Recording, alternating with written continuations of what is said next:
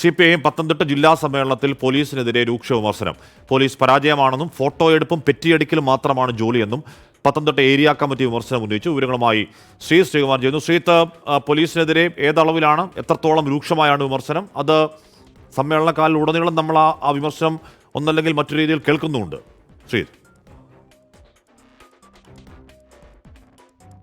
ഹാഷ്മി, തീർച്ചയായും CPIMന്റെ സംഘടനാ രീതികൾ അങ്ങനെ തന്നെയാണ്. അവരുടെ വിമർശനങ്ങൾക്ക് ഒരു അയവും ഉണ്ടാകില്ല. അത് സമ്മേളനങ്ങളിൽ പാർട്ടി സഖാക്കൾ അത്തരത്തിലുള്ള വിമർശനങ്ങൾ ഉന്നയിക്കും. പക്ഷേ പത്തനംതിട്ടയിലെ പാർട്ടി സഖാക്കൾ അത് ഇരവിപേരൂർ പത്തനംതിട്ട ഏരിയ കമ്മിറ്റികളിൽ നിന്നാണ് രൂക്ഷ വിമർശനം ഉയർന്നിരിക്കുന്നത്. ഇന്നലെ ഇരവിപേരൂർ ഏരിയ കമ്മിറ്റി രൂക്ഷമായ രീതിയിലുള്ള വിമർശനം ഉന്നയിച്ചു.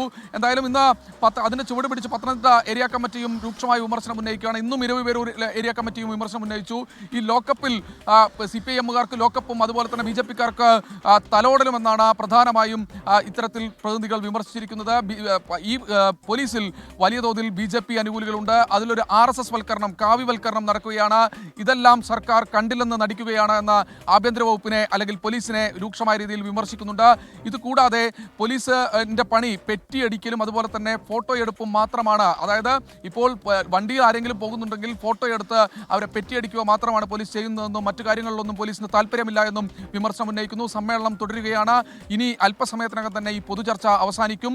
അതിനുശേഷം സംസ്ഥാന സെക്രട്ടറി MV ഗോവിന്ദനും ഈ പ്രവർത്തന റിപ്പോർട്ടിന്മേൽ ജില്ലാ സെക്രട്ടറി KP ഉദയഭാനുവും മറുപടി പറയും. നാളെയാണ് പുതിയ സെക്രട്ടറിയെ തെരഞ്ഞെടുക്കുന്നത്. 3 ടേം പൂർത്തിയായ KP ഉദയഭാനുവിന് പകരം ആരായിരിക്കും സെക്രട്ടറി എന്നാണ് ഏവരും ഉറ്റുനോക്കുന്നത്. കുറേ പേരുകൾ മുന്നോട്ട് വരുന്നുണ്ട്. അതിൽ സംസ്ഥാന സമിതി അംഗം രാജു അബ്രഹാം, TD ബൈജു ജില്ലാ സെക്രട്ടേറിയറ്റ് അംഗം, PB ഹർഷകുമാർ, A പത്മകുമാർ എന്നിവരുടെ പേരുകൾക്കാണ് പ്രധാനമായും മുൻഗണന ഉള്ളത്.